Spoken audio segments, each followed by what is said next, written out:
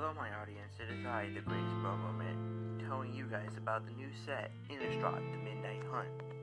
We have a lot to talk about right here, so let's just get right into it.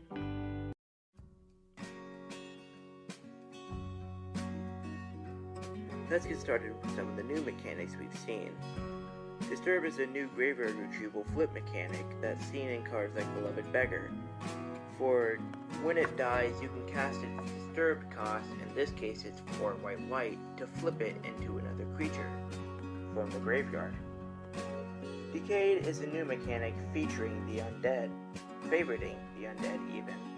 Creatures with decay can't block, and at the end of combat they sacrifice. Perfect for sacrifice decks and sacrifice outlets if you have them. Daybound and Nightbound is a new werewolf mechanic for flipping. If no spells were cast during the next turn, they becomes night. But if we cast 2 or more spells, then it becomes day. Coven is a new mechanic that says as long as you control 3 or more creatures with different powers, and in this case we're using Augur of Autumn as an example, you may cast creatures from the top of your library.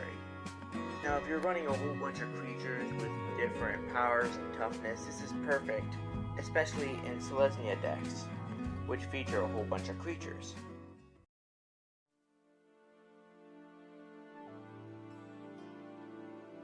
Next up, we see a whole bunch of familiar faces coming back to Innistrad, and here's just a few. The Archangel Visa makes an appearance, but she seems different from her time on Innistrad. Her ability says, whenever another non-token creature you control dies, return it to your owner's hand at the next end step. But if a creature your opponent controls dies, it's exiled. Arlen also, unsurprisingly, makes an appearance. This planeswalker has a +1 ability that says, until your next turn, you can cast creatures as though they had flash. Each creature that enters the battlefield with an additional +1/+1 counter if you cast it. Her -3 just lets you get a 2/2 wolf. But on her Nightbound side, you get a whole bunch more value. Its +2 is add red-green to your mana pool. She also has a -0 that says, until end of turn, Arlen is a 5/5 werewolf with trample, indestructible, and haste. Ren also makes an appearance, but he doesn't have 6, just 7. Who is 7?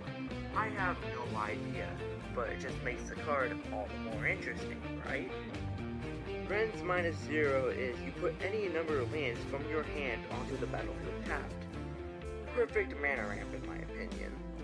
And it's -8 to return all permanents from graveyard to hand, and you have no maximum hand size for the rest of the game. Finally, we have the Time Bender Teferi. He just decides to make an appearance on Innistrad. Why? I don't know. His -7 though is worth talking about. His -7 says, it's an emblem. Untap all permanents you control during opponent's untap steps, and you draw during your opponent's draw step. Broken.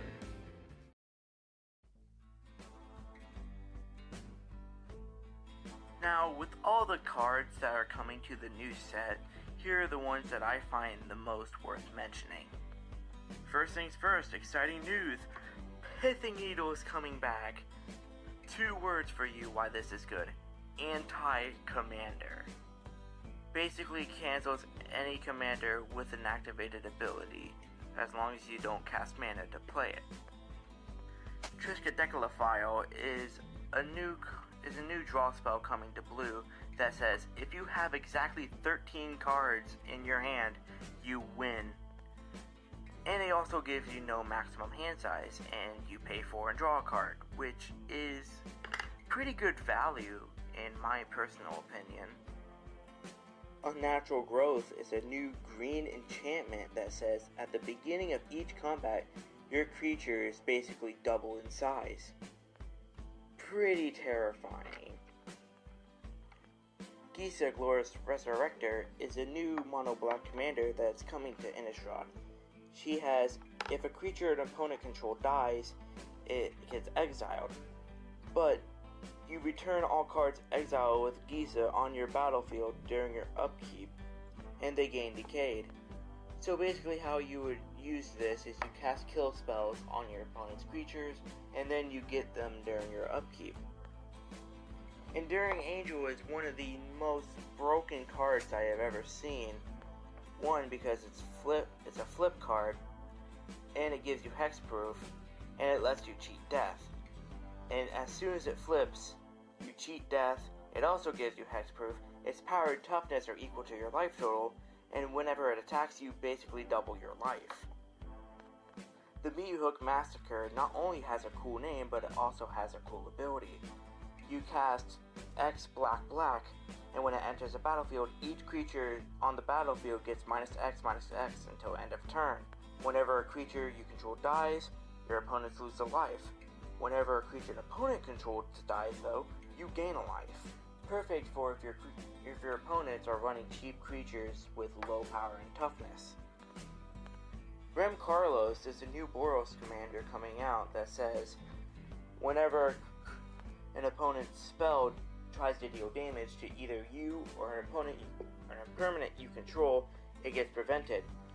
And whenever you cast a spell, if it deals damage, you add that much damage +1.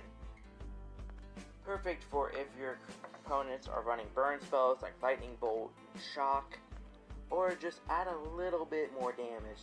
Just give the spells the kick they need.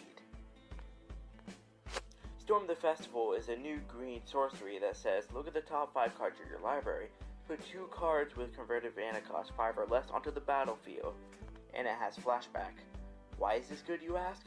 One word, value. 5 cost or less may not seem like a lot, but it can still ping some pretty good cards. Nib Mizzet Reborn, Mowu Loyal Companion, Plarg Dina Chaos, and Golos. Actually, minus Golos, because Golos is now banned in everything. Rip Golos. You were a good commander while you lasted. Curse of the Shaken Faith is one of the newest curses among many that are coming to Innistrad Midnight Hunt. It says, whenever an enchanted player casts a non-first spell or copies a spell, Curse of the Shaken Faith deals 2 damage to them. Perfect for Spellslinger decks. You can enchant this with them and just deal a whole bunch of damage to them.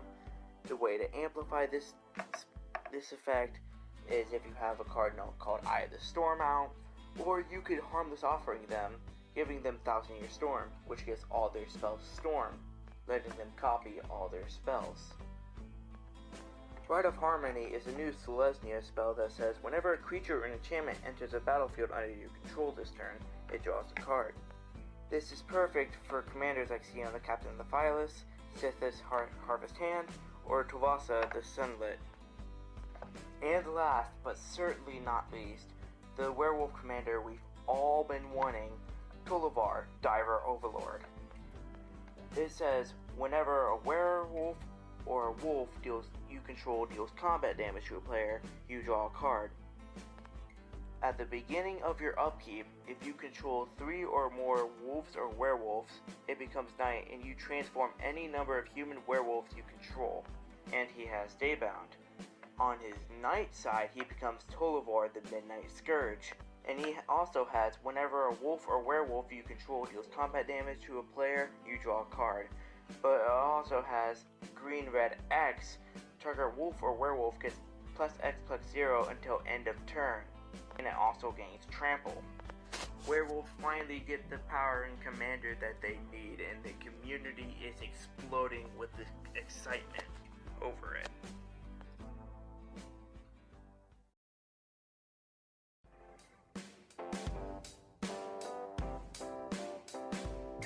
And now, it's time for my favorite card of the entire set. It's the green, the slimy, the best boy of all time, Croaking Counterpart. Now, there are a lot of reasons why I love this card.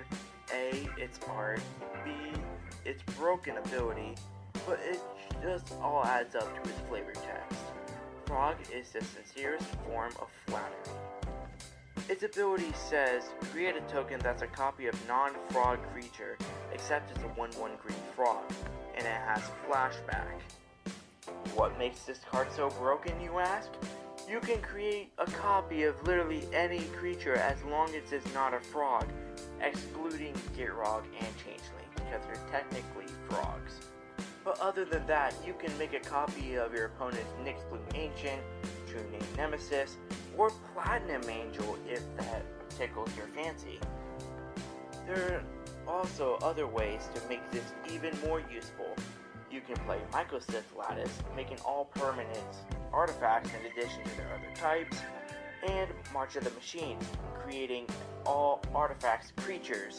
You can literally target anything with Croaking Counterpart now.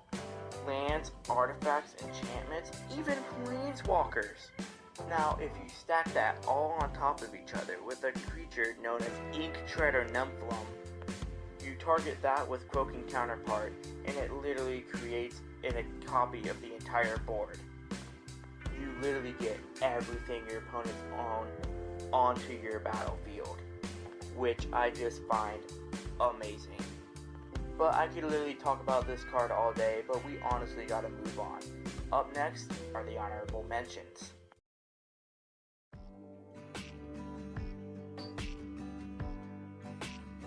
Now here are some honorable mentions. Ominous Roost has some of the most creepy and cool art I've ever seen on one of these cards. It also has the flavor text, 1 Raven is a bad omen, 2 are a curse. I don't know what this is, but it can't be good. Honestly, looking at the art, I couldn't agree more. If you don't recognize the art on Rodney Reunion as an obvious reference to a classic art piece, then hate to say it, but you're uncultured. Rise of the Ants is both an out-of-place card, but it perfectly makes sense on a place like Innistrad. A whole bunch of creepy and wacky things happen, but giant ants taking over the plane is just another day in the world. Grizzly Ghoul is a buff to Golgari graveyard decks, but it's also a zombie bear. Who doesn't like zombie bears? I don't know, I certainly love them. One of the many flip cards that are coming to the new set is Hostile Hostel, also known as Creeping In.